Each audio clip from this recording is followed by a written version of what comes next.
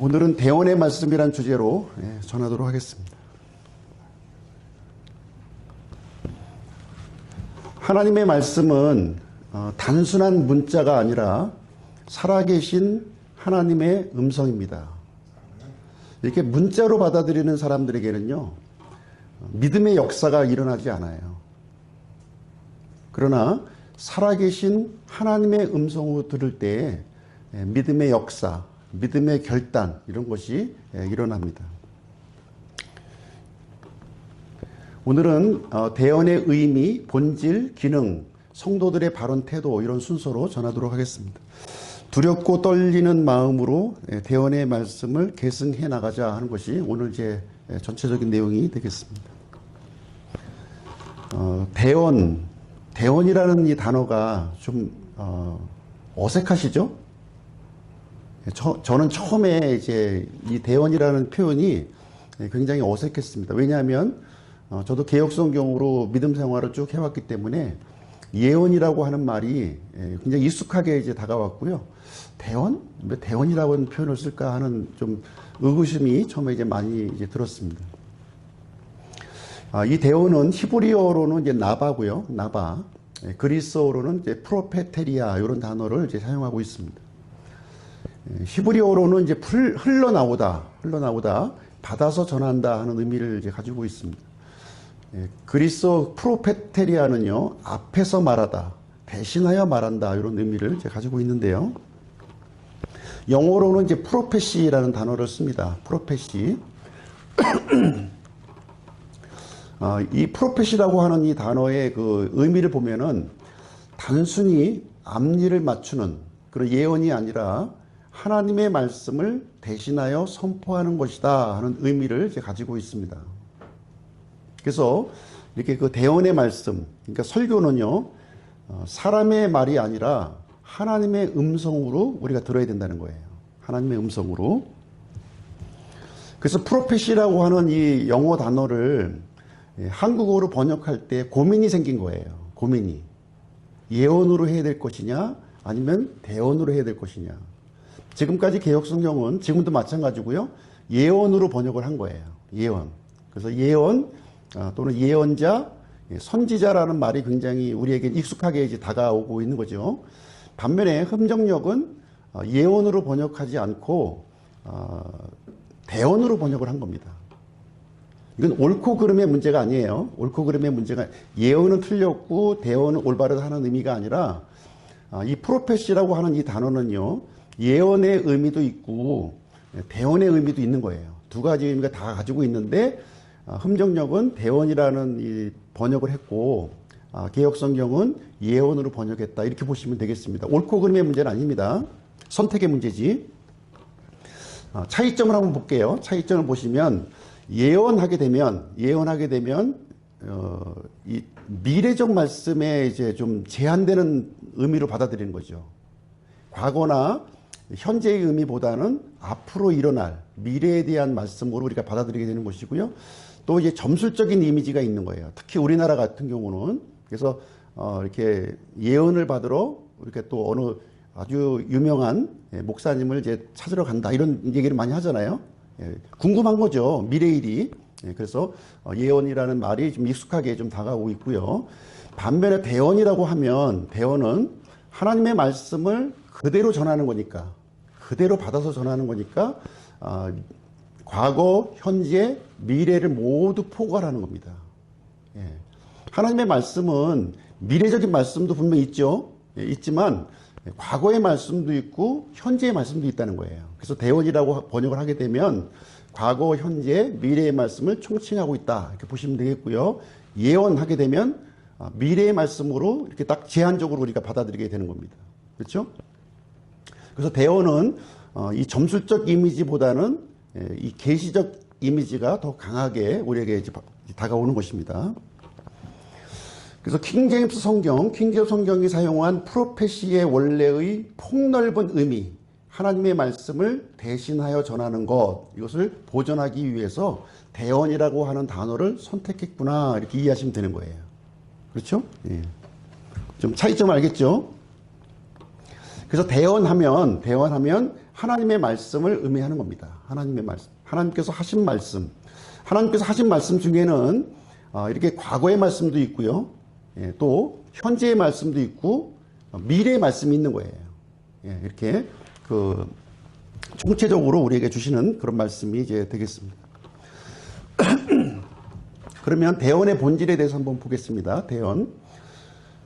이 하나님의 말씀이 있는데요. 하나님께 주신 이 말씀을 이 대언자, 이 스피커입니다. 스피커를 통해서 사람들에게 전달이 되는 거예요.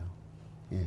그래서 대언자는 이 스피커 역할을 하는 거죠. 하나님께서 주신 이 말씀을 있는 그대로 이렇게 회중들에게 전하는 것. 이것이 대언의 이제 본질이 이제 되겠습니다. 그래서 대언의 말씀은 하나님의 입에서 나온 말씀이다 하는 의미를 여기서 가지고 있습니다. 신명기 18장 18절 보실게요.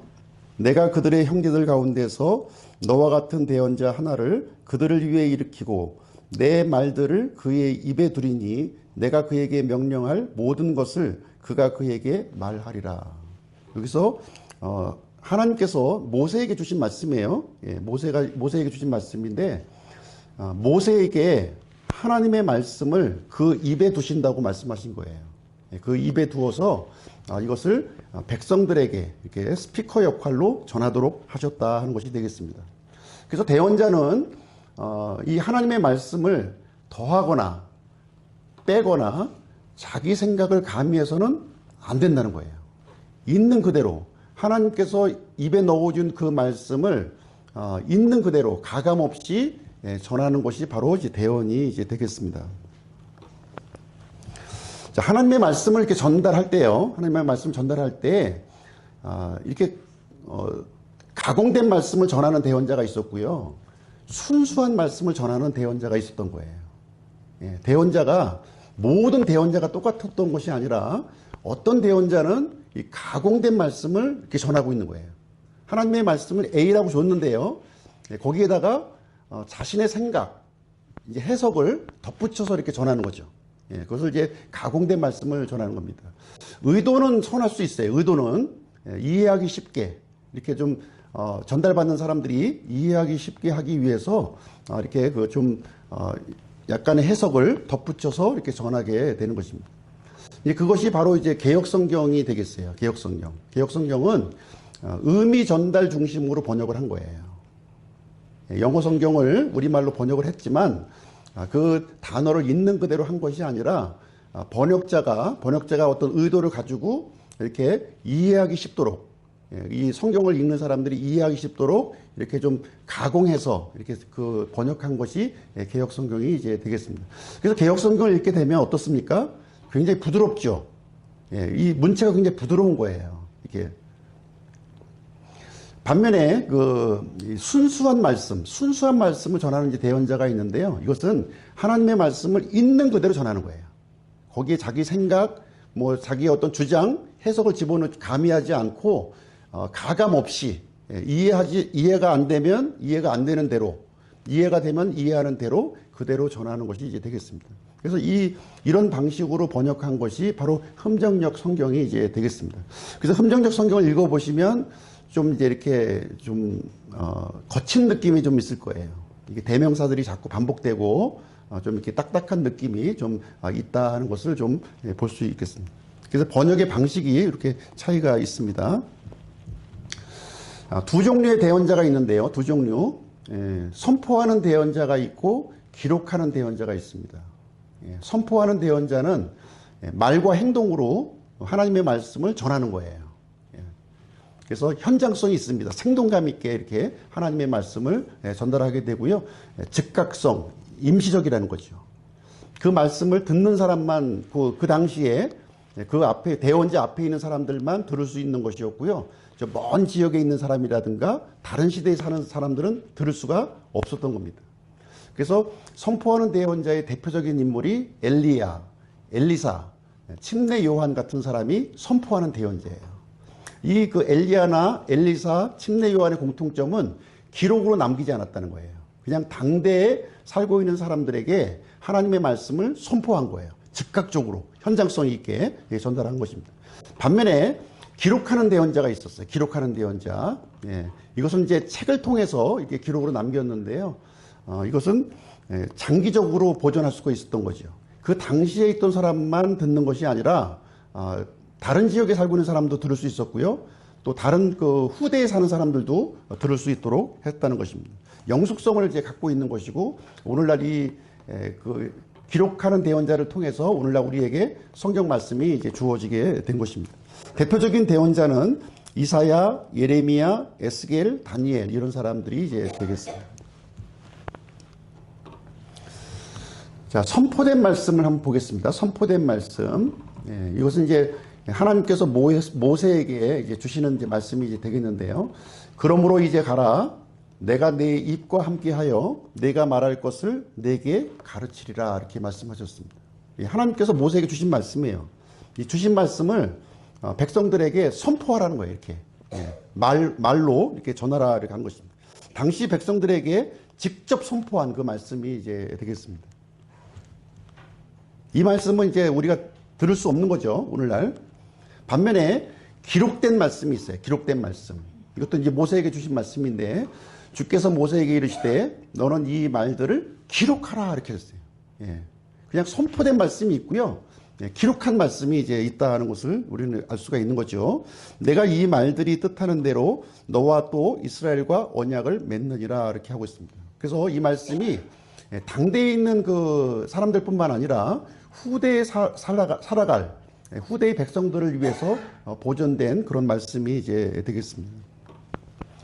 그래서 이 대언의 말씀, 하나님께서 주신 말씀인데요. 이것은 시대와 세대를 넘어서 하나님의 구속사를 이렇게 전달해 주고 있는 것입니다. 자, 대언의 말씀의 본질을 한번 요약해 볼게요. 대언의 말씀의 본질은 출처가 하나님의 입에서 나온 말씀이라는 거예요. 하나님에게서 나온 것이구나. 이것은 인간의 어떤 생각이나 사상을 통해서 주어진 것이 아니라 하나님께서 직접 입에서 나온 그 말씀이구나 하는 것을 알 수 있고요. 완성된 대언의 말씀을 주셨다는 겁니다. 신구약 성경으로 완성된 말씀을 우리에게 주신 거예요. 완전한 말씀을 우리에게 주신 거예요.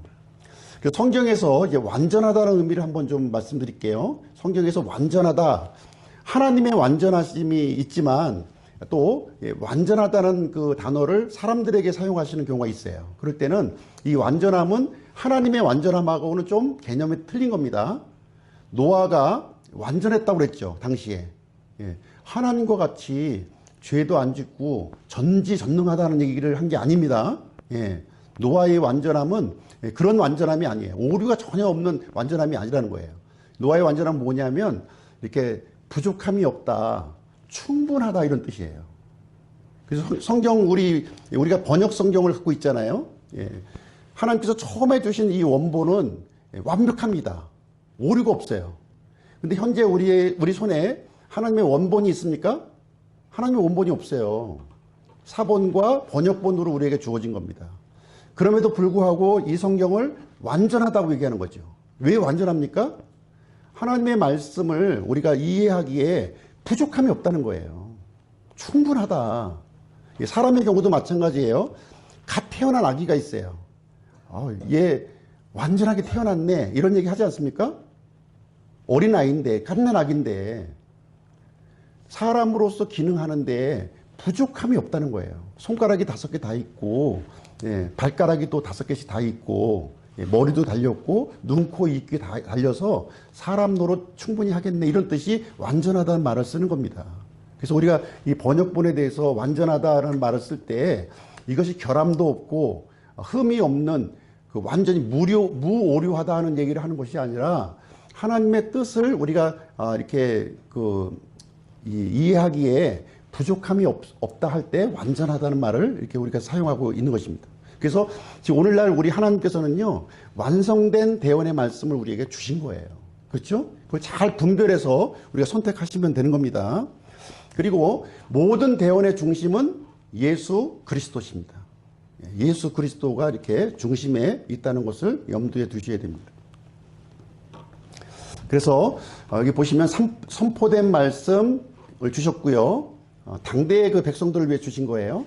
또 기록된 말씀, 당대뿐만 아니라 후대의 백성들에게 주신 말씀이 되겠습니다. 이것을 통해서 지금 오늘날 교회의 사명, 이 사명을 감당하도록 하신 겁니다. 예.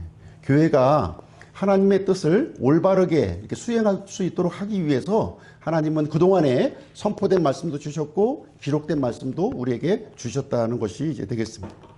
자, 세 번째로 대언의 기능에 대해서 한번 볼게요. 하나님의 말씀의 기능입니다. 어떤 기능이 있는지. 하나님의 말씀의 기능은 예언적 점술하고는 틀려요.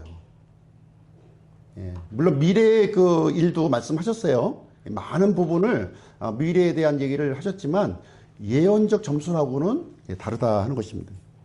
하나님의 말씀은 살아계신 하나님의 능력이에요. 지금 현재도 역사하는 거예요. 과거에도 역사하셨고요. 지금도 역사하고 있고요. 앞으로도 역사할 것이라는 겁니다. 살아있는 하나님의 능력이라는 것입니다. 첫 번째, 죄를 경고한다는 거예요. 죄. 하나님의 말씀을 우리에게 주신 이유, 이 기능은 첫 번째는 죄를 경고하는 것이다. 요나서 3장 4절에 보면 이제 요나가 니느웨라고 하는 도시에 가서 하나님의 말씀을 선포하는 내용이 이제 거기에 기록이 되어 있어요. 이제 40일이 지나면 니느웨가 뒤집어 엎어지리라. 그래서 니느웨를 하나님이 심판하실 것을 말씀을 주신 것입니다. 경고의 나팔을 불어주신 거예요. 예, 그때 우리 사람들은 두 가지 태도를 가질 수가 있는 거죠. 첫 번째는 무시하거나 아니면 그 말씀에 순종하거나. 니느웨 백성은 요나의 그 선포된 말씀을 듣고 어떻게 반응했나요? 무시했습니까? 순종했습니까? 순종했어요. 예, 40일이 지나면 니느웨가 뒤집어 엎어지라 하니까 그 말씀을 무시하지 않고 받아들인 거예요. 그러니까 어떻게 됐어요? 회개하고 돌아서니까 하나님께서 그 심판을 유예시켜 주신 거죠. 유예. 그 당대의 심판을 내리지 아니하시고 이렇게 유예시켜 주시게 되는 것입니다. 또 우리 개인에게도 마찬가지예요. 이 하나님의 말씀, 이 경고의 말씀을 내가 받아들이고 순종하면 비록 심판을 이렇게 선고하셨을지라도 그 심판을 유예하신다는 겁니다. 그러나 그 말씀을 무시하면 그 말씀대로 이루어지는 것이죠. 그렇죠? 자, 대언의 말씀에 귀를 기울이고 회개하면 생명을 얻지만 무시하고 불순종하면 멸망에 이르게 한다는 겁니다. 그런 의미에서 이렇게 우리 기록된 말씀을 우리에게 주신 겁니다. 그래서 이 기록된 말씀을 이렇게 잘 귀를 기울여서 듣고 회개하면 생명을 얻지만 그냥 바빠 죽겠는데 말씀 읽을 시간이 어디 있어 하고 이렇게 무시하면 우리는 멸망에 이르게 된다는 것이 되겠습니다. 자, 대언의 말씀 두 번째 기능은요, 그리스도의 몸을 세우는 겁니다. 그리스도의 몸을 세우는 데 있어요. 고린도전서 14장 3절 한번 보겠습니다. 그러나 대언하는 자는, 대언하는 자, 이 개역성경은 뭐라고 되어 있을까요? 예언하는 자. 예언은 무슨 뜻이에요? 앞일을 알아맞히는 사람이잖아요. 근데 예언하는 자로 하게 되면 이 말의 의미를, 이 구절의 의미를 알 수가 없는 거예요. 대언하는 자는 사람들에게 말하여 그들을 세우고 권면하며 위로한다. 이렇게 얘기하고 있잖아요. 그 예언의 기능이 아니거든요. 지금 현재 그 현재적 선포의 말씀을 지금 얘기하고 있는 거죠. 그렇죠? 현재 지금 이 선포되는 대언의 말씀은 지금 사람들을 세우고 권면하며 위로한다. 이렇게 얘기를 해주고 있는 거예요. 영어 표현으로 보시면 edification, exhortation, comfort 이렇게 이런 단어를 쓰고 있어요. 그래서 이것을 이제 edify 이 말은 세운다는 말이에요. 세운다. 우리 이제 믿는 사람들에게 얘기하고 있는 거잖아요. 뭘 세워요? 정체성. 우리 신자의 정체성을 세운다는 거예요. 이 대언의 말씀을 읽게 되면 우리의 정체성이 회복되는 겁니다. 그리고 두 번째, 권면한다. 뭘 권면해요? 하나님을 섬길 수 있도록, 하나님을 이렇게 경배하고, 하나님을 섬길 수 있도록, 찬양으로, 봉사로, 여러 가지 일들로 섬길 수 있도록 이렇게 권면한다는 거예요. 이 대언의 말씀이. 그리고 이 대언의 말씀을 통해서 위로한다는 거죠. 우리 믿는 그 삶이 외롭잖아요. 그죠? 주일날 놀러도 못 가고, 바쁜데, 그잖아요. 여기 와서 또 이렇게 이해도 안 되는 말씀 들어야 되고 하니까 어렵습니다. 외로워요.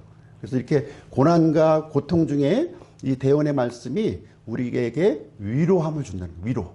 소망을 준다는 거예요. 소망. 소망의 말씀. 소망이 있으니까 이렇게 우리가 경배드리는 거 아니겠습니까? 그래서 이 대언의 말씀은 지금도 변함없이 선포되고 있는 거예요. 이렇게. 예, 변함없이. 한 번으로 끝난 것이 아닙니다. 그래서 이걸 도표로 보시게 되면 이 대언의 말씀은 이 그리스도의 몸을 세우고 권면하고 위로한다는 거예요. 예. 뭘 세워요? 성도의 정체성을. 뭘 권면해요? 성도의 섬김을. 뭘 위로해요? 소망으로 위로한다. 이 대언의 말씀이 그런 역할을 하고 있는 것입니다. 부지런히 말씀을 읽어야 될까요? 말아야 될까요? 부지런히 읽으셔야 돼요. 내 것으로 만드셔야 됩니다. 내 것으로. 내 말씀으로 만들어야 돼요. 기록된 말씀으로, 선포된 말씀으로 끝나면 안 됩니다. 이 말씀을 내 것으로 만들어야 돼요. 먹어야 피가 되고 살이 되죠. 안 먹으면 소용없습니다. 세 번째 대언의 말씀의 기능, 하나님의 뜻을 드러낸다는 겁니다. 하나님의 뜻을 드러낸다. 사도행전 14장 36절 보겠습니다. 이는 다윗은 하나님의 뜻에 따라 자기 세대를 섬기다가 잠들어 자기 조상들 곁에 묻혀서 썩음을 보았으나. 다윗 얘기인데요. 다윗 얘기를 하고 있는데 다윗은 하나님의 뜻에 따라 자기가 살고 있는 그 세대를 섬기면서 살았다는 거예요. 예. 그래서 이 대언의 말씀은 자기가 살고 있는 이 세대를 비추는 빛입니다. 예. 빛을 비추는 말씀이 이렇게 선포될 때요, 이 교회가 살아나는 겁니다. 가정에서 하나님의 말씀을 선포하잖아요. 가정이 살아나는 거예요. 또 이 하나님의 말씀을 직장에 가서 선포하잖아요. 직장이 살아나는 겁니다. 말씀에 권능이 있어요. 살아서 역사하기 때문에 말씀을 선포하는 거예요. 예. 그래서 가능하면 이 말씀을 소리내어서 읽는 것이 중요합니다. 가정에서 또 직장에서 소리내서 이 말씀을, 하나님의 이 권위 있는 말씀을 이렇게 소리내어서 얘기를 하는 거예요. 예. 그러면 하나님이 그걸 다스려 주시게 되는 것입니다. 그래서 하나님은 이 말씀을 통해서 각 세대를 이렇게 비춰주셨어요. 구약의 예언자를 통해서는 구약 시대를 비춰주셨고요. 신약의 사도들을 통해서는 신약 시대를 비춰주셨고, 오늘날에는 이 강단의 설교자들을 통해서 빛을 비춰주시고 있는 것입니다. 그래서 이 강단에서는 이 대언의 말씀을 이렇게 자기 생각을 가미하고 이렇게 가공된 말씀으로 전하는 것이 아니라 있는 말씀, 좀 이렇게 맛이 몸이 건조할 수 있지만 하나님의 말씀을 있는 그대로 전파하는 거예요. 있는 그대로. 말씀 그대로. 저도 가능하면 말씀 구절을 그대로 있는 그대로 인용하고 있죠. 여기다 제 생각을 집어넣는 것이 아니라 여기서 사용되는 단어, 이것을 그대로 지금 설명을 해주고 있고요. 이 말씀을 내가 그대로 받아들이는 겁니다. 그것이 하나님 말씀에 대해 합당한 태도가 되겠습니다. 그래서 오늘날 이 강단 설교를 통해서 현 시대에 주어지는 구체적인 하나님의 뜻을 이렇게 나타내고 있다는 겁니다. 그럼 이 대언의 말씀에 대해서 성도들은 어떤 태도를 가져야 되느냐, 합당한 태도에 대해서 한번 보시도록 하겠습니다. 자, 이 하나님의 말씀을 우리에게 주셨어요. 이제 이 완성된 말씀을 주셨는데, 이 완성된 말씀이 우리가 어떤 태도로 받아들이느냐에 따라서 생명을 얻는 사람이 있고요, 멸망하는 사람이 있다는 거예요. 두 종류의 사람이 있습니다. 예. 우리는 부지런히 이 대언의 말씀을 잘 이해해서 생명의 길을 찾아야 될 것이고요. 예. 이렇게 무시해서 멸망의 길로 가서는 안 되겠습니다. 이 하나님의 말씀은 살아있고 권능이 있으며 영혼을 살리기도 하고 죽이기도 한다는 거예요. 이 권능이 말씀에 있는 거예요. 말씀을 통해서 우리가 모두 생명을 얻는 그 길로 나아가 될 줄로 생각을 합니다. 그래서 생명을 얻고 멸망을 얻는 것은 이건 선택의 문제가 아니죠. 굉장히 중요한 걸 잃어버리는 거예요. 예. 자, 두려움과 순종의 태도를 가져야 된다는 것입니다. 이 대언의 말씀에 대해서 두려움과 순종의 태도를 가져야 된다. 우리가 말씀을 자꾸 읽으면서 우리가 믿음이 성장하지 않는 이유는 어디에 있을까요? 이 말씀을 내가 순종하겠다는 마음으로 듣지 않기 때문에 그래요. 그건 말씀이고 내 삶은 내 방식대로 살 거야. 이런 경우는 믿음이 성장하지 않습니다. 이 말씀을 읽을 때는 내 생각을 굴복시키고요. 내가 말씀에 순종하며 살아야겠다. 이런 마음의 태도를 가지고 말씀을 읽어야 되는 것입니다. 데살로니가전서 2장 13절 너희가 우리에게서 들은 하나님의 말씀을 받을 때 그것을 사람들의 말로 받지 아니하고 하나님의 말씀으로 받았기 때문인데 그것은 진실로 하나님의 말씀이니라. 그것이 또한 믿는 너희 안에서 효력 있게 일하고 있느니라. 이 데살로니가는요, 바울이 3주를 머물렀던 곳이에요. 3주. 예. 3주 동안 이제 그 회당에 가서 이제 하나님의 말씀을 선포했는데요. 이 데살로니가 사람들은 마음문을 활짝 열고 이 바울의 이 메시지를 하나님의 음성으로 들었다는 거예요. 예, 하나님의 음성으로 들으니까 그것이 이렇게 효력 있게 역사했다는 거예요. 그래서 데살로니가 교회는 굉장히 모범적인 교회예요. 모범적인 교회로 칭찬받는 그런 교회가 되었습니다. 우리도 칭찬받는, 주님으로 칭찬받는 사람이 되기 위해서 어떻게 해야 돼요? 사람의 말이 아니라 하나님의 음성으로 듣는 거예요. 그럴 때 역사하는 믿음이 효력 있게 역사한다고 우리에게 말씀해주고 있는 것입니다. 그래서 우리가 하나님의 말씀을 존중하고 실제 삶에서 깊이 적용하려는 이런 마음가짐으로 읽어야 된다는 거예요. 잘못된 게 있으면 회개하고 그것을 실천하려고 하는 그런 태도를 가져야 되는 것이죠. 두 번째는 어떤 태도냐? 분별과 검증의 태도입니다. 유튜브에 보면 수많은 설교를 지금 접하시죠. 수많은 설교를 접합니다. 근데 성경에 보니까 영들을 다 믿지 말라 이렇게 하고 있어요. 영들을 다 믿지 말라. 그 영들이 하나님께 속하는지 그것을 시험하라고 얘기했습니다. 그냥 넙죽넙죽 받아 먹으면 안 돼요. 예. 그 안에 0.1%라도 청산가리가 들어있으면 독입니다. 독이에요. 잘 분별해서 들으셔야 되는 거예요.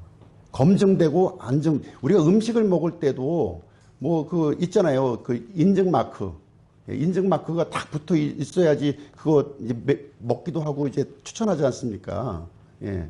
하나님의 말씀도 마찬가지. 검증되지 않는 말씀을 막 받아들이는 거예요. 마치 그거 하면은 그 믿음이 올라갈 것처럼 생각하지만 그렇지 않습니다. 오히려 내 믿음을 파괴시켜 버려요. 예. 그래서 잘 분별해야 됩니다. 그래서 성경을 놓고 이렇게 들으셔야 됩니다. 요즘에 굉장히 좋은 게 뭐냐면 그 챗봇, 챗봇이 있어서 너무 좋은 것 같아요. 제가 말하는 내용도 그냥 넙죽넙죽 다 받아들이시지 마시고 챗봇으로 한번 검증해 보세요. 이렇게 저 말이 지금 목사가 지금 하는 말이 성경하고 합치되는지 한번 알려줘. 그러면 다 알려줍니다. 그리고 그 유튜브에서 나오는 많은 말들도 조금 이제 좀 약간 좀 이상한 말을 하잖아요. 그러면 그 AI에게 좀 물어보시면 아주 답변 아주 정확하게 성경적으로 해줍니다. 그렇게 해서 읽으시면 돼요. 그렇게 해서 그래서 거짓 대언을 분별해야 됩니다. 기준은 말씀이에요. 성경을 기준으로.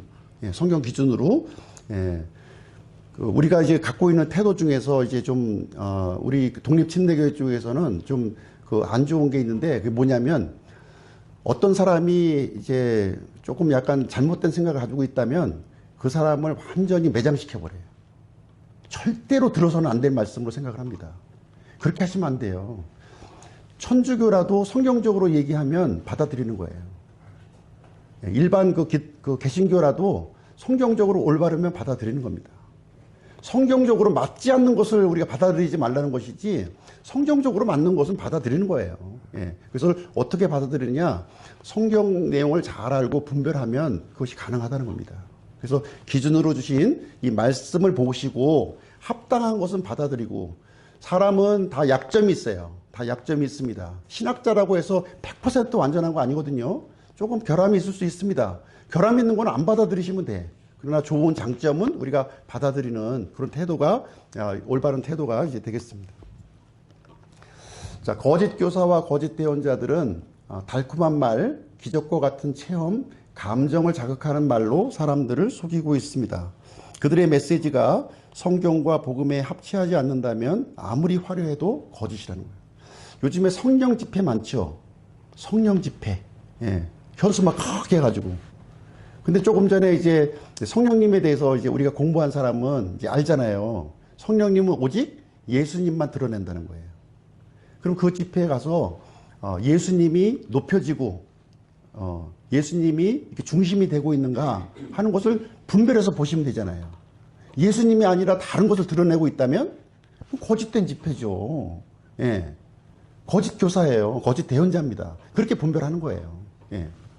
아무리 화려하고 뭔가 이게 우리에게 많은 유익을 준다고 얘기하더라도 예, 그리스도가 드러나지 않고 그리스도가 중심이 되지 않으면 그 집회는 가짜 집회입니다. 예.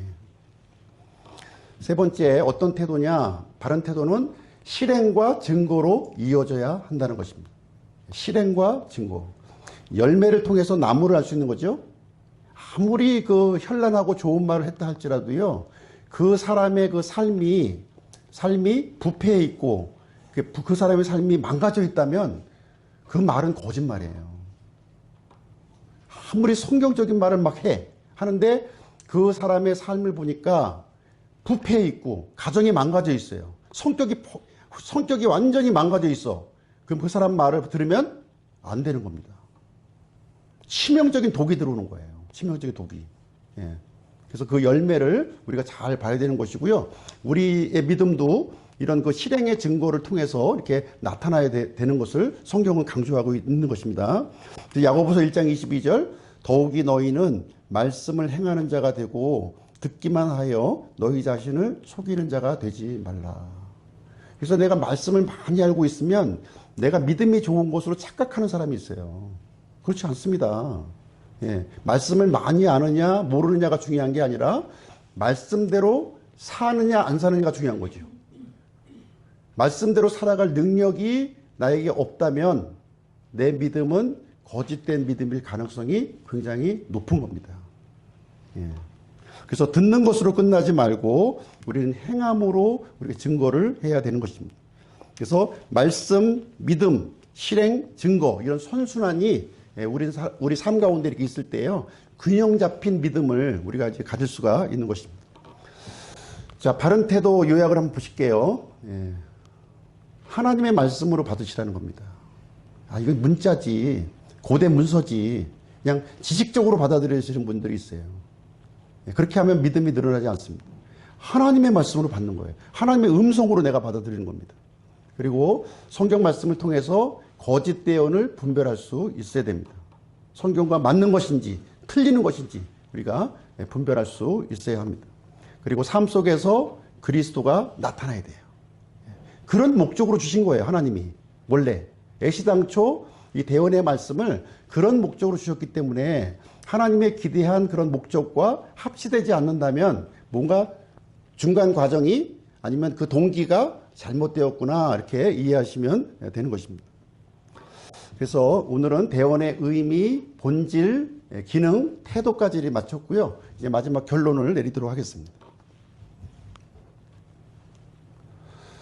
결론입니다. 오늘 제 본문 말씀인데요. 그 모든 것들을 내 손이 만들었으므로 그 모든 것이 존재해 왔느니라.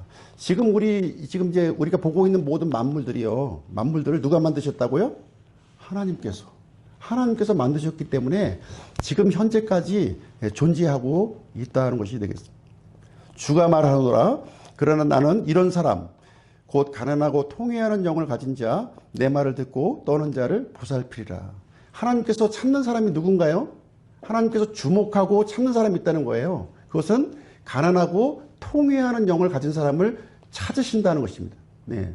내 말을 듣고 떠는 자, 그 사람의 인생을 보살펴 주시겠다고 약속을 하고 있습니다. 그래서 우리는 사람의 말에 현혹될 필요가 없어요.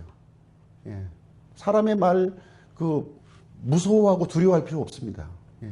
중요한 것은 하나님의 말씀인 거예요.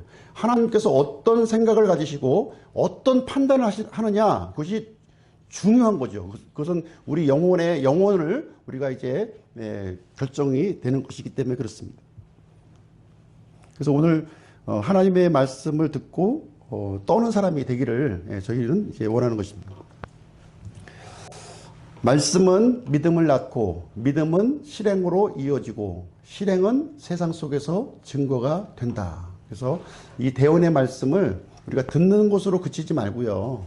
듣는 것으로 그치서는 안 됩니다. 삶 가운데에서 실행으로 증거하는 우리 기쁨 침례교회 성도님들 되시기를 주님의 이름으로 축복드립니다.